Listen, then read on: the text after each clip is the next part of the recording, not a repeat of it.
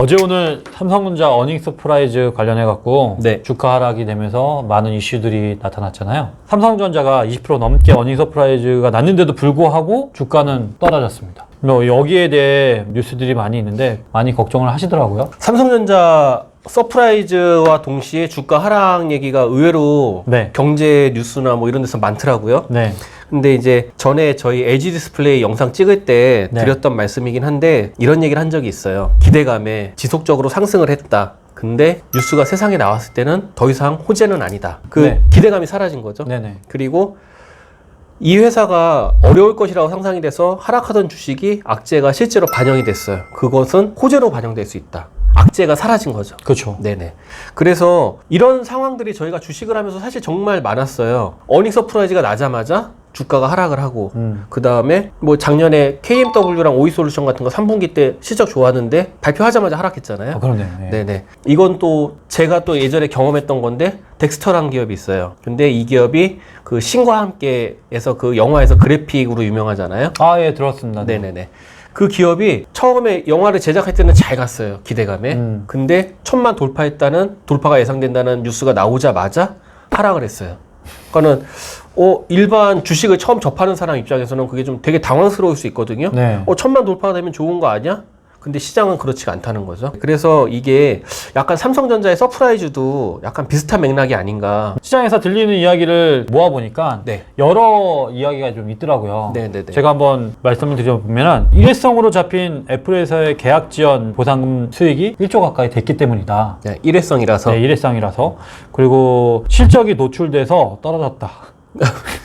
그래서 기관이 매도했다. 네. 그렇게 하시는 전문가도 있더라고요. 네. 이게 좀 기관 외인이 개미 투자자가 모일 것을 알고 매도했다. 아, 서프라이즈니까. 네. 네네.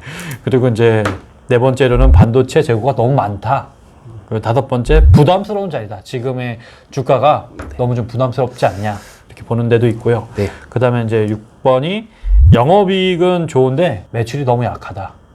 이게 뭐 끼어맞히기식 뉴스 같다는 생각이 좀 들긴 하더라고요. 그런 생각 해보신 적 있으세요? 만약에 주가가 좋았다면 네. 이 분석들이 어떻게 될까? 아, 서프라이즈가 나서 뭐 애매하잖아요. 그죠? 그냥 그 상황에 갖다 붙이면 뉴스가 되는 것 같아요. 앙드레 코스톨라니가 네. 이런 얘기를 해요. 애널리스트들은 매일매일 시세 변동을 설명을 한대요. 그리고 주가의 상승이나 하락을 설명하는 논리가 너무 많은데 그 애널리스트들이 말하는 논리가 금리가 상승하면 주가는 떨어진다. 당연한 거죠. 네, 이건 네. 우린 다 아는 얘기고 네. 이윤이 기대한 것보다 훨씬 크면 주가는 올라간다.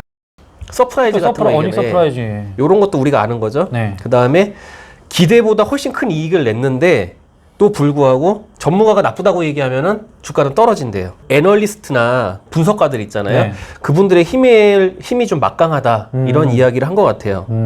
그런데 삼성전자가 미래가 어둡나요? 아니 그렇게 보이진 않죠. 뭐 이거 가봐야 알겠지만 일단은 주가가 떨어졌기 때문에 좀 나쁘게 나온 분석들이 많잖아요. 그렇죠. 네.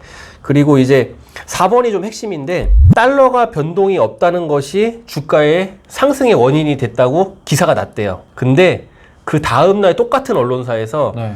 달러의 변동이 없어서 하락했다고 그런대요. 같은 분석을 하는데도 주가 하락의 장본인이 막 그냥 바뀌는 거예요. 와. 그냥 일종의 그 언론 비꼬기 같고요. 꽤 그럴싸하잖아요. 네. 이런 분석이 결코 우리한테 도움이 되지 않는다는 거죠. 네. 그래서 만약에 삼성전자가 올랐다면 저런 분석도 없었을 거죠. 그렇겠죠. 하락을 했기 때문에 저런 이유들이 생겨난 거고 네. 회사는 그대로인데 상승한다면 또 다른 이유가 또 생긴다는 거죠.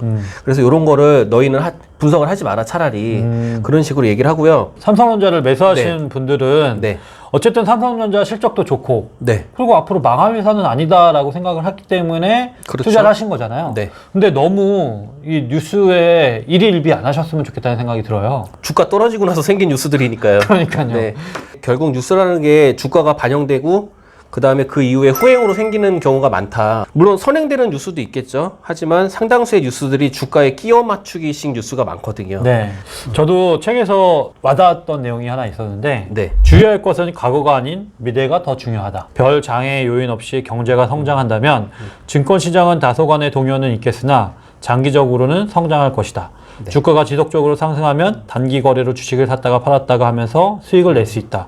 노름꾼 수준의 많은 투자자들이 적지 않은 이익을 보았다. 그러나 결코 교만해서는 안 된다. 확실한 것은 도박성을 띤 투자보다는 주식을 여러 해 동안 보유하고 있는 것이 결과가 더 좋다. 이거 삼성전자에 대입하면은 지금 일일비 할 필요 없어. 그렇죠. 그리고 장기간 네가 좋게 봤으면은 이거 반드시 갈 거니까 기다려. 라고 하신 말씀 같거든요. 저도 항상 주식을 고를 때는 짧게는 3개월에서 6개월, 1년 후에 이 기업이 위치가 어떨까 좀 그거를 많이 고민하거든요. 미래에 더 나아갈 것인지 그렇죠. 아니면 후퇴할 것인지 이거를 한번 봐야 되는데 너무 지금 여기 이 시간에만 매몰되어 있다.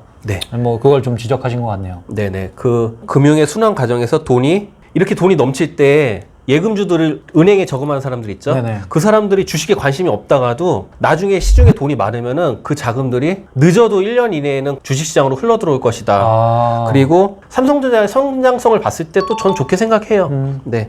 그래서 이제 좀 상승 쪽에 더 베팅을 하고 싶고.